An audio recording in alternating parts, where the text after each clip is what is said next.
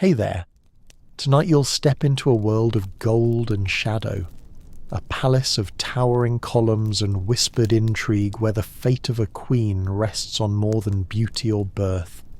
You'll live the life of an ancient Egyptian queen, from the moment you first wear the crown to the quiet struggles behind the throne, to the careful preparations for a legacy that may outlast the sands of time. You'll face rival queens, jealous priests, uncertain alliances, and the unsettling truth that even goddesses are not safe. If this kind of storytelling helps you rest, feel free to like the video and subscribe, but only if it brings you peace. And let me know in the comments where you're listening from and what time it is right now. It's strangely comforting to see who else is out there drifting off to the same quiet story. So, dim the lights. Let a soft fan hum in the background. Settle in, and let's begin with the rise of a queen.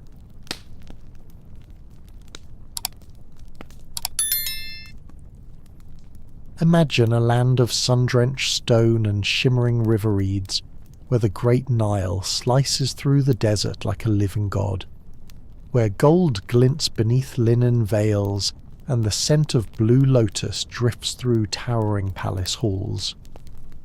You are in ancient Egypt, not as a faceless peasant, nor even as one of the ever-bickering scribes. Number today, your fate is sealed with coal-lined eyes and a crown of lapis lazuli. You're to become a great royal wife, queen of Egypt, and consort to the living god upon the throne. It is, as they say, an honour, though whether you will still feel so honoured by the end of your days is another matter entirely. From the moment the high priest's messenger arrived at your family villa with trembling voice and sealed papyrus scroll, your life has been spinning faster than the potter's wheel. Your father, a nobleman of the court, one of the few who might have hoped for such a match, nearly choked on his pomegranate wine. Your mother wept tears that seemed part pride, part dread. You yourself, you smiled because that is what one does. Inside, a strange knot began to twist beneath your ribs, a knot that even the finest perfumed oils cannot soothe, and so here you are, carried aloft upon a gilded litter borne by 6 of the Pharaoh's finest soldiers, your linen robes trailing like a river of light behind you. The streets of Thebes swarm with onlookers, their voices rising in a wave of acclamation. Or is it curiosity? They shout your name, though many do not know your face. They know only that today a new queen will be crowned, and perhaps privately they know too that such queens do not always remain queens for long. The great temple of Kairach looms ahead, colossal columns thick as cedar trunks, each etched with the exploits of the king's long dust.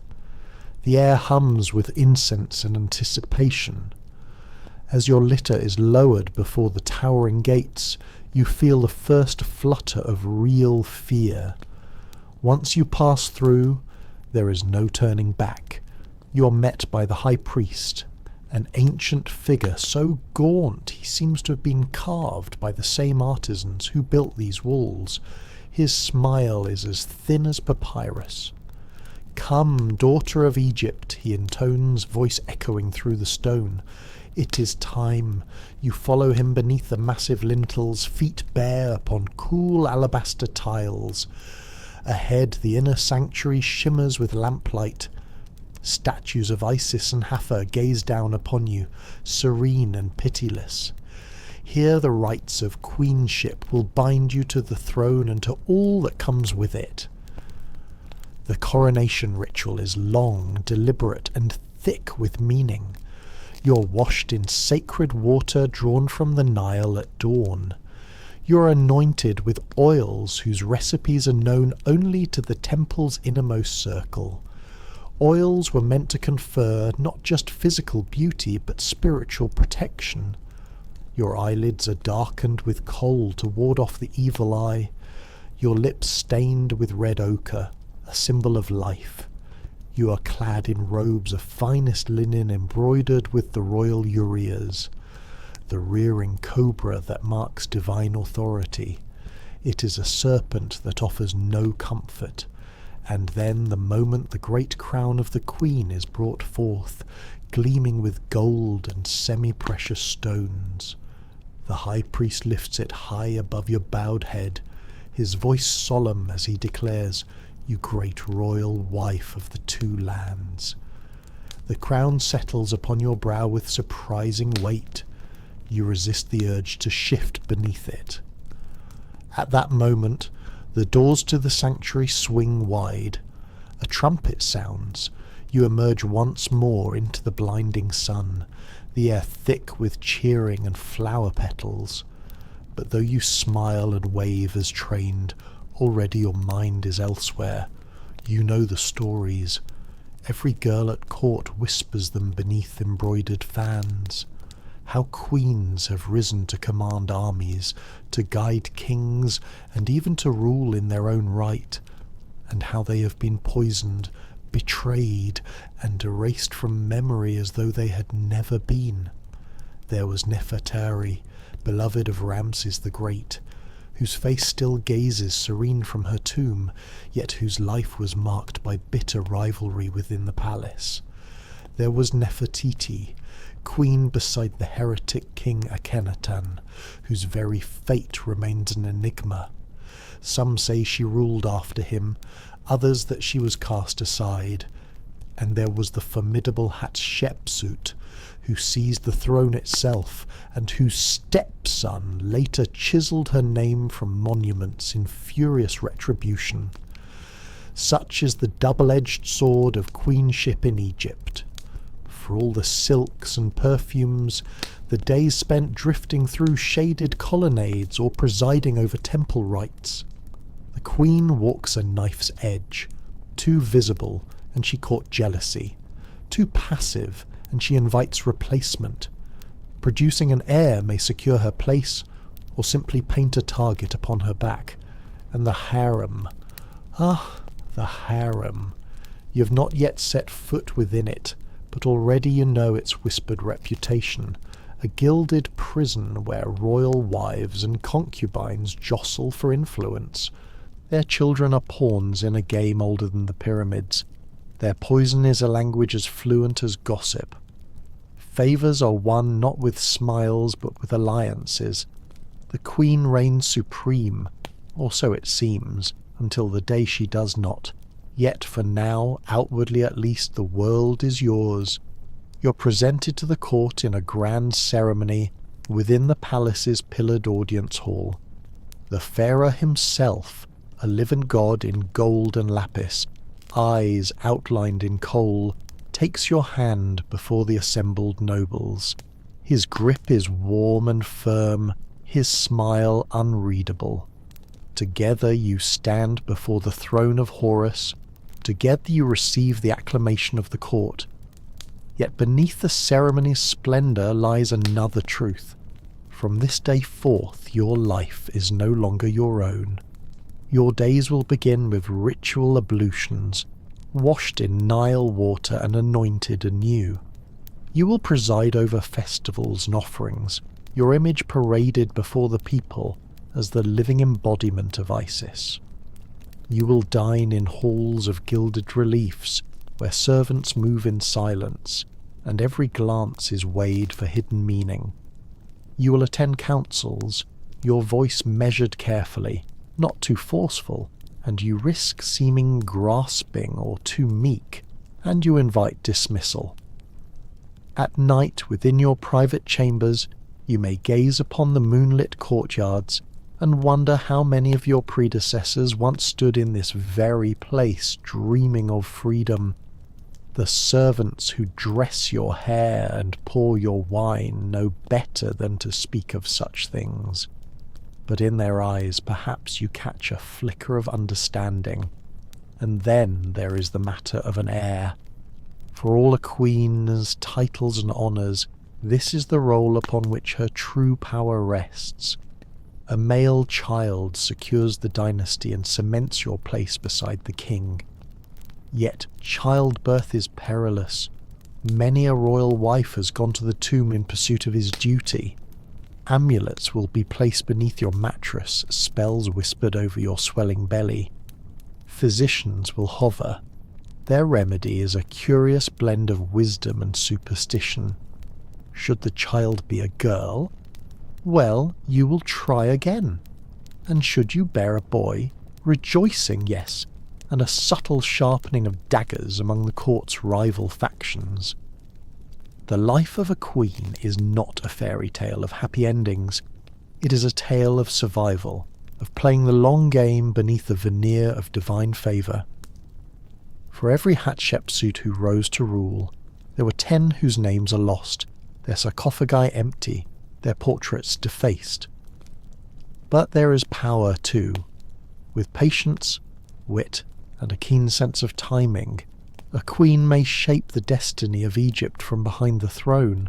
She may command armies through her son, sway the priesthood, and forge alliances that outlive her rivals.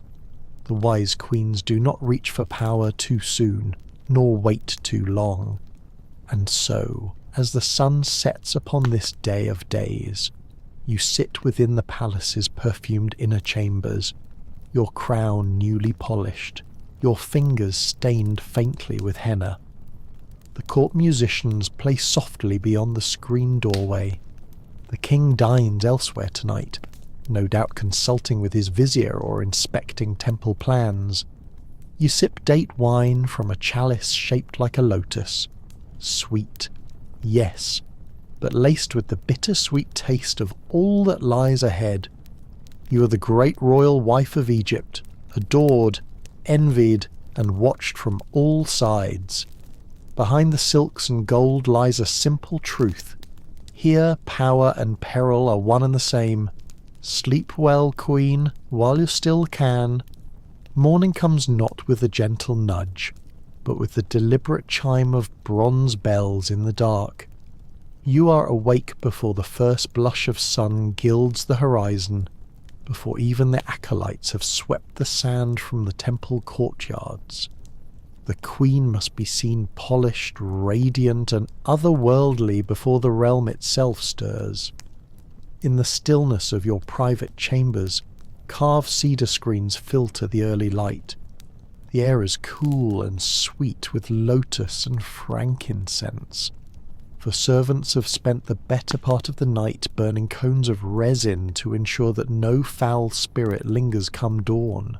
One can never be too careful, especially when so many around you would delight in your misstep or your sudden absence. A quiet tap at the door signals the arrival of your handmaidens. They enter in perfect silence, their linen robes whispering against the polished stone. The tallest carries a silver basin filled with Nile water and petals of blue lotus. The youngest, a fresh robe spun from linen so fine it's said to be fit for the goddess Hath herself. Another bears the precious jars, oils of myrrh and cinnamon, and sacred unguents meant to anoint the queen and protect her from both harm and blemish. You are guided to the ceremonial bath, an alabaster pool inlaid with turquoise. The water is cold at first, a reminder that even divine skin must endure its earthly trials. Hands smooth and sure cleanse away the oils of the previous day, tracing each limb with practiced reverence. It is not a task performed for comfort but for symbolism. To remain pure, to remain worthy in the eyes of the gods and of Egypt, one must be reborn with every sunrise. Once dried and wrapped in linen, you are seated before a low mirror of polished copper. Here the transformation begins. Coal is ground fresh and blended with malachite for its vivid green sheen, which is not merely cosmetic but protective, shielding the eyes from the sun's harsh glare and the ever-watchful gaze of rivals. Lips are tinted with ochre, cheeks with a subtle dusting of rouge. A queen must never appear fatigued. no matter the burden she carries or the sleepless nights spent listening for the scrape of sandals in the corridor. Then comes the hair, an elaborate ritual unto itself. Though your natural tresses are healthy, they are supplemented with strands of imported hair, woven skillfully to achieve the desired length and volume. Some strands may well have been clipped from the heads of foreign captives, a thought you wisely keep to yourself. As the final ornament, a broad collar of gold and fence is clasped about your neck. You glance at the figure in the mirror. Is this still you? Beneath the layers of artifice, a fleeting thought. Queens do not indulge in such luxuries as self-reflection. By the time the temple bells toll the first hour, you're ready to face the day. Your appearance must suggest a woman untouched by mortal concerns, serene, gracious above the petty dramas of court life. Of course, beneath this polished exterior lies a mind that cannot afford a moment's rest. You are not alone in the palace, not by a long measure. It is a world unto itself, a maze of columned halls and sun-dappled, gracious, and courtyards, vast enough to house an army of courtiers, scribes, priests and artisans. Within these walls pulse the hidden currents of power and intrigue. Your chief rival may greet you with a smile at this morning's offering ceremony, a smile that does not reach her cold, darkened eyes. She too knows that every gesture, every glance is part of an unspoken game.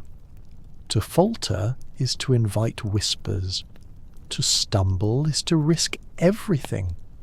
The harem, though called such, is no mere den of idle pleasure.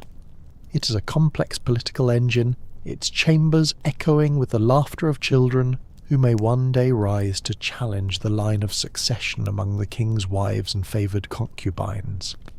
Alliances are forged in secret. Loyalties shift with the desert wind. The wise queen learns quickly to cultivate both friends and informants, and to trust neither. There are rituals to attend this morning. The Opet festival draws near, and preparations consume the palace. You will be expected to appear before the high priest of Amun, to offer rich garments and rare spices in the name of divine harmony. A minor ceremony, some might say, but one that offers a stage upon which influence is measured. The queen, whose offerings gleam brightest, whose comportment seems most blessed, will find her star rising, and so you glide through the halls, trailing a faint scent of rose and cinnamon. The lesser wives bow low as you pass, their eyes carefully averted. Yet you feel the weight of their gazes upon your back the moment you move beyond sight. In the temple, beneath towering papyrus columns painted in vibrant hues, you kneel before the god's image. Priests chant in ancient tongues as you place your offerings upon the altar, silks from Byblo, lapis from far-off Afghanistan, unwent crafted by the palace's finest perfumers. Every gift is a message not only to the gods, but also to those who watch from the shadows. As the ritual concludes, you catch the eye of one of the king's chief advisers. He inclines his head with a subtle smile, a gesture of deference or a warning. One must always wonder. By midday you are summoned to the Queen's Council chamber, a rare privilege granted only to those of highest rank. Here you will hear reports from the palace stewards, matters concerning the granaries, the textile workshops, and the progress of temple construction, dry subjects perhaps, but each a thread in the greater tapestry of power. Your decisions must be swift yet careful. Approve too many requests and you risk appearing weak. Deny them all, and the whispers of tyranny will begin anew. You walk a careful line, each word weighed as though it were gold upon a scale. Among the day's matters is news from the workers' village near Deir el-Medina. An illness has swept through the sculptor's quarter, delaying work upon your future tomb. A trivial concern to some, but you know better. The tomb is more than a resting place. It is your insurance against oblivion. The artisans will receive additional rations and amulets for protection. A wise investment. Afternoon brings a quieter respite, though never one entirely free of duty. You dine in a shaded lodge, a breeze stirring the embroidered silks that veil the arches. Servants present delicacies, honey cakes, roast duck, figs dripping with nectar. You eat sparingly, as is expected of one so elevated. A queen must never appear greedy. Indulgence is for the lesser sort. As you sip cool barley beer from a slender goblet, a trusted handmaiden kneels beside you with whispered news. A new consort has arrived from the northern provinces, young, beautiful and gifted with a voice said to rival the songbirds of the Nile. Already she has caught the king's eye. You smile, a gesture as polished as the alabaster columns that surround you, and you begin to consider your next move. Later, beneath the shadow of the palace's western wing, you visit the royal nursery. The children greet you with wide eyes and eager laughter. Here, among these innocent faces, the true future of Egypt stirs. You kneel to kiss the brow of your son, a prince yet too young to grasp the weight of the crown that may one day rest upon his head. You will teach him in time the art of ruling and surviving. Evening falls with a golden hush. The palace grows quieter, though within its stone heart the wheels of intrigue never cease their turning. You retreat to your private apartments, where oil lamps flicker against painted walls depicting lotus and papyrus, symbols of eternal life. There is yet one final duty, a private audience with the king. You are summoned to the inner chamber, where incense curls in lazy spirals beneath the gilded ceiling. The king greets you with the measured affection of a man who must divide his time among many. Your words are chosen with care, your gaze demure yet knowing. You are a queen, but you are also a counselor, diplomat, and enchantress. The roles shift as swiftly as the Nile's current. When at last you return to your bedchamber, the moon rides high above the palace. You sit for a time beneath the open latticework, watching its pale light shimmer upon the stone below. In this quiet hour, the trappings of queenship feel both distant and suffocating. For all the silks and jewels, all the deference and titles, the palace is a cage, one wrought not of iron, but of expectation and vigilance. A single misstep, a whispered rumour, and the queen may find herself cast from its heights to its darkest depths. Yet you are here, you remain, and tomorrow, as the bronze bells chime once more, you will rise again to meet the day's challenges with the grace and cunning that have brought you this far. For such is the life of a queen in ancient Egypt, a dance upon the blade's edge, cloaked in beauty and peril alike. There is a single truth in the palace that all queens, whether newly crowned or silver-haired with experience, understand from the moment they first pass beneath its painted lintels. Your value lies not in your beauty, nor in your wisdom, nor even in the favour of the king. It lies in your womb, your great royal wife, yes. But if you cannot produce an heir, and preferably a male heir, your days in these gilded halls may be numbered. No one says it aloud, of course. Court etiquette forbids such crassness. Instead, the expectation settles upon your shoulders like the heavy broad collar you wear at every ceremony. A constant weight at once ornamental and oppressive. Already the whispers have begun. You hear them between the polished pillars where handmaidens exchange knowing glances. You see it in the eyes of the lesser wives and concubines who watch your every step with thinly veiled anticipation. 1 month has passed since your coronation, then 2. The court astrologers mark the movements of the stars with increasing scrutiny, as if they might coax a royal conception from the heavens themselves. And so begins the most delicate and dangerous chapter of your queenship. It is no simple matter of nature taking its course. No. In Egypt, where the lines between the mortal and divine blur with every sunrise, even the act of producing an heir is shrouded in ritual and superstition.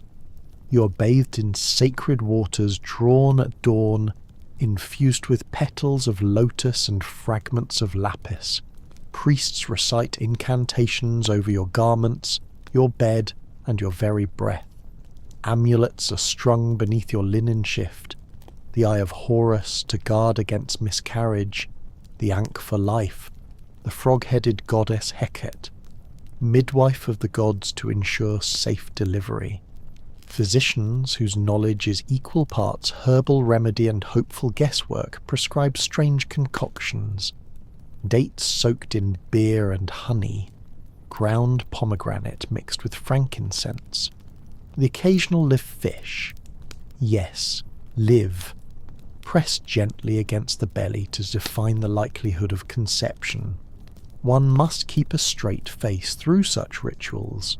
After all, queens are not afforded the luxury of skepticism, and the king, he too is aware of the stakes, though his attention is divided among many chambers and many women. Still, he dutifully appears when summoned. The union of king and queen is not merely a private affair, but a reenactment of cosmic creation itself. The priests say that in your embrace you embody Isis and Osiris, restoring the divine balance of the land. You try to think of this as you gaze up at painted stars on the ceiling, willing your body to cooperate. When at last the signs of pregnancy appear, a mist moon, a flutter in the belly, the court erupts in barely concealed relief. Musicians play in the courtyards, offerings are made at the temples, you are showered with gifts, fine linens, perfumed oils, and statuettes of Tawarete, the hippo goddess of childbirth, her toothy grin meant to ward off evil. But celebration soon gives way to caution, for childbirth, even in the palace, is fraught with peril. The annals of Egyptian history are replete with queens who entered the birthing chamber as goddesses and left it not at all. You are moved to special apartments near the Temple of Hathor, patroness of motherhood and joy. Here midwives attend you day and night, their weathered faces betraying both experience and unspoken concern. The floor is strewn with woven reeds and soft mats, the air thick with incense. One corner of the room is reserved for offerings, dates, honey, and the occasional small figurine of a crocodile, a nod to Sobek, whose protective ferocity is invoked at such times. You might wonder at this eclectic collection of guardians, but when faced with the shadow of death, one cannot be too selective in seeking allies. As the months progress, the court holds its breath. The Queen's pregnancy is no private matter. Every noble, every servant, and every soldier watches for signs of progress and of danger. Should you miscarry, the blow to your standing would be immediate, perhaps irreversible. Such was the fate of many a royal wife. History whispers of queens quietly dismissed, their names stricken from records after a series of failed pregnancies. Others fared worse, poisoned by rivals eager to clear the path for their own offspring. One cannot overlook the tale of Queen Mutnet, wife of the usurper Hormb, whose repeated miscarriages were immortalized in temple reliefs, and who vanished from a court soon after. Even a successful birth is no guarantee of lasting security, for if the child is female, the court's rejoicing will be muted. The king's gaze was perhaps already drifting to younger, more promising consorts. Should the child be male, the stakes rise immeasurably. When your time comes, the palace enters a hush, broken only by the rhythmic chants of the midwives. You kneel upon birthing bricks inscribed with spells of protection, gripping amulets so tightly that their impressions remain upon your palms long after. It is said that queens do not cry out, that they bear the ordeal with a stoic grace befitting a living goddess. In truth, the stone walls of your chamber have heard many royal screams, though none are recorded in the official annals. At last a cry pierces the incense-laden air, not yours, but that of a newborn, a boy. The news spreads like wildfire through the palace. Bells ring out from Carrick. Priests light great fires upon the riverbanks. The queen has borne a prince. The dynasty is secured for now, but this victory is tempered by reality. You know that even royal infants are not immune to the frailties of flesh. The child is swaddled in the finest linens placed beneath protective amulets, and watched by wet nurses whose loyalty has been vetted a dozen times over. A single misstep, a single drop of poison slipped into milk, and the triumph of today could become tomorrow's morning. You must be vigilant. Already factions within the palace shift and realign. The mother of the next in line is a powerful force, but also a target. One need only recall the fate of Queen Tia's daughter, murdered in infancy amid court intrigue, her name deliberately forgotten by the chroniclers. Even as you recover, your duties resume. You appear at public ceremonies, the infant prince cradled in your arms beneath a canopy of ostrich feathers. Statues are commissioned in your likeness, inscriptions proclaiming you mother of the god's son. Yet in the shadows, rival eyes glitter with envy. For queens in Egypt, there is no true rest. Having secured your position with an heir, you must now defend it with equal fervour. The harem buzzes with fresh schemes. The lesser wives whose sons must now vie for favour redouble their efforts. The old games resume, more dangerous than before. You attend council meetings with the king, your presence a subtle reminder of your new standing. You cultivate alliances among the priests and the nobility, ensuring that should calamity strike, as it so often does, you have the means to protect both yourself and your son. In private moments, you gaze upon the sleeping child with a mixture of fierce love and cold calculation. This tiny squirming creature is your greatest triumph, and your greatest liability. To raise a future pharaoh is to walk a perilous path, one where each tutor, each nursemaid must be scrutinized, each playmate considered a potential threat.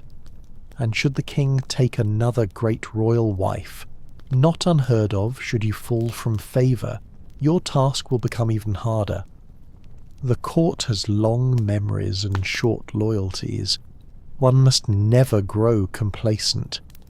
In time, if fortune favours you, your son will grow strong and wise. You will guide him through a labyrinth of palace politics, teaching him whom to trust and whom to watch with smiling suspicion. And if the gods are truly kind, you may one day witness him ascend the throne, the double crown resting upon his brow. But that day is far off. For now you remain within the palace's painted cage, every breath a measured act of survival. You have borne an heir. The court's favour is yours. The songs of the priests praise your name. Yet beneath the gold and incense the game has only just begun. For in Egypt a queen's worth must be proved anew with each passing moon. To fade from the king's favour, to bear no further children, to falter in the ceaseless dance of courtly intrigue, is to risk the most chilling fate of all, Erasia. And so, as the sun sets beyond the desert horizon, you cradle your son beneath the flickering light of oil lamps. You sing softly, an ancient lullaby older than the pyramids themselves. Yet your gaze is not fixed upon the sleeping child alone. It shifts now and then toward the shadows that gather at the chamber's edge. For a queen of Egypt, the night is never truly still, and the game is never truly over. The palace is vast. Towering stone colonnades stretch into cool, shadowed corridors. Gardens bloom in neat geometric rows where papyrus rustles in the breeze and fountains murmur beneath the gaze of carved lions. Courtiers bow and drift past in linen and gold. From a distance it looks serene, a world ordered and harmonious as befits the heart of the greatest civilization on earth. Step a little closer, though. Listen beyond the tinkling of harps and the solemn drone of priestly chants. There is another current running through this place, one not spoken of in the official inscriptions.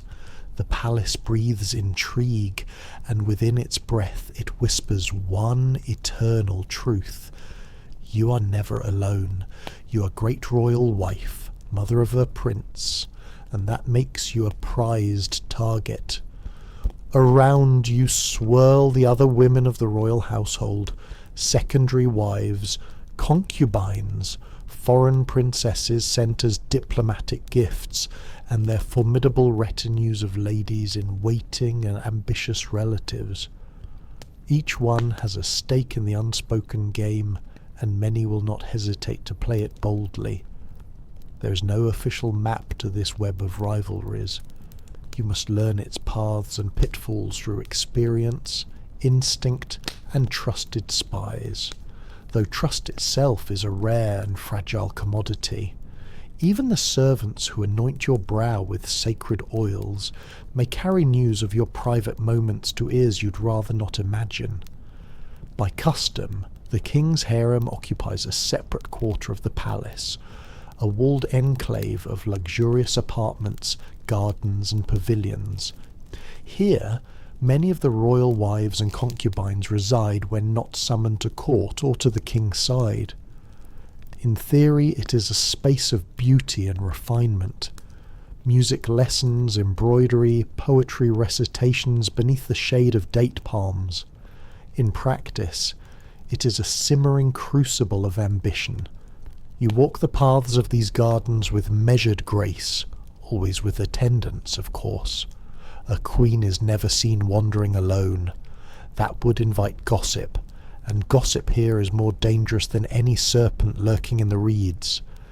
There are faces you greet with carefully polite words, eyes you meet with a bland smile that conceals your watchfulness. You know the histories.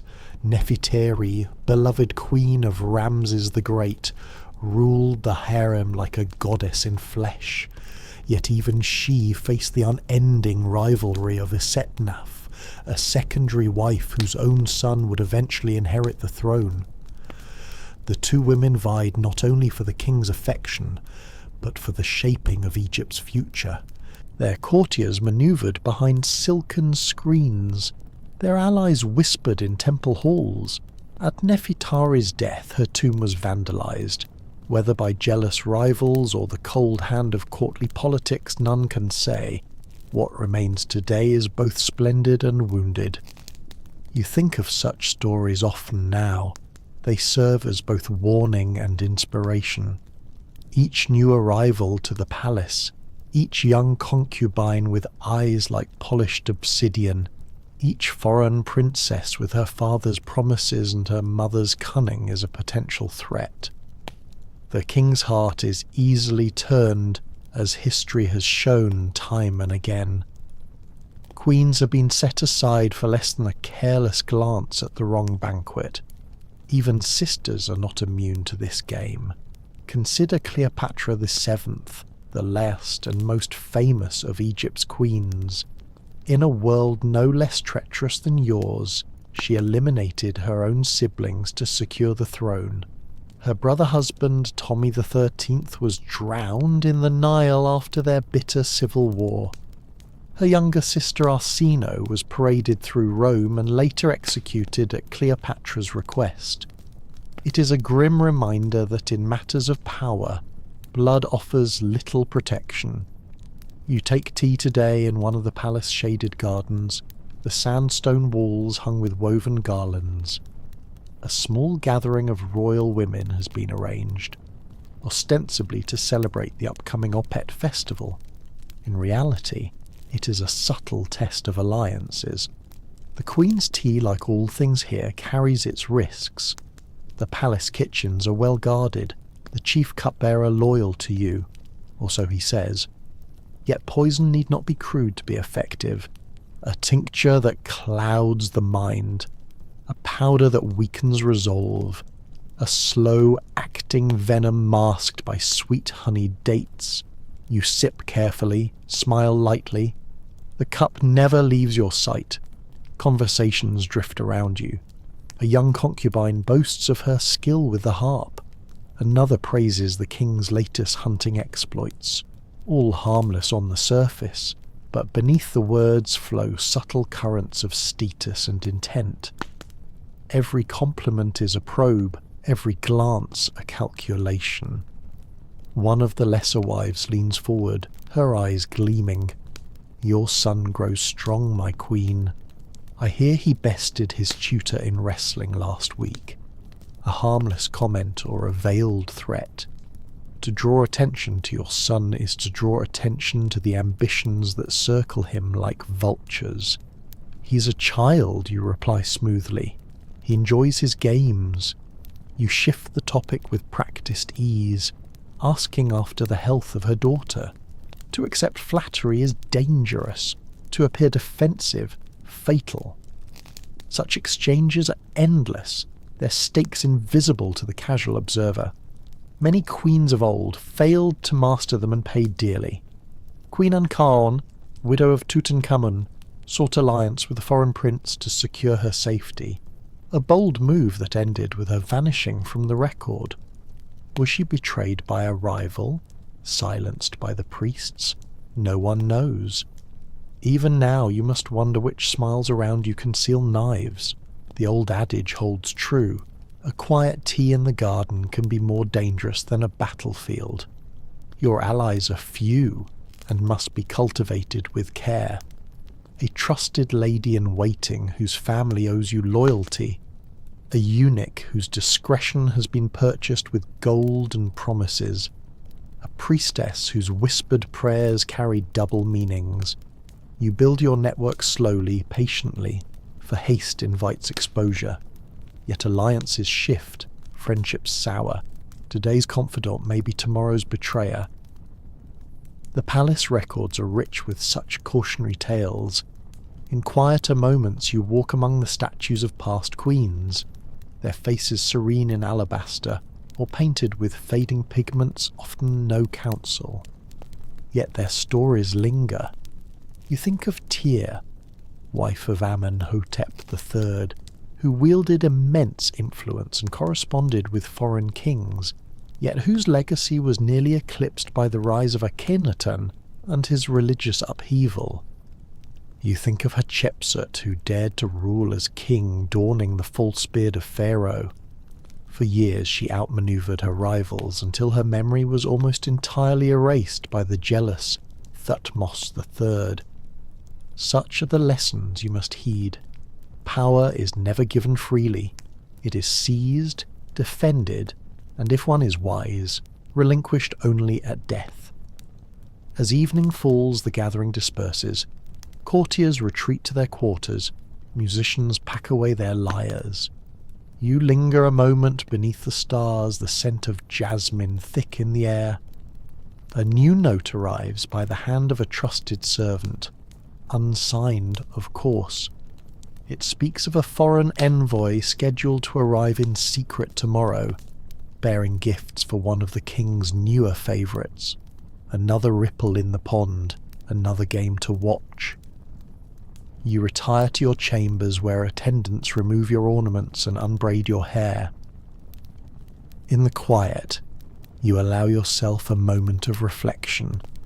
The palace is beautiful, yes, but it is no sanctuary. It is an arena, one of subtle wars and shifting alliances. Each day is a contest of wit and will, where the stakes are survival and legacy.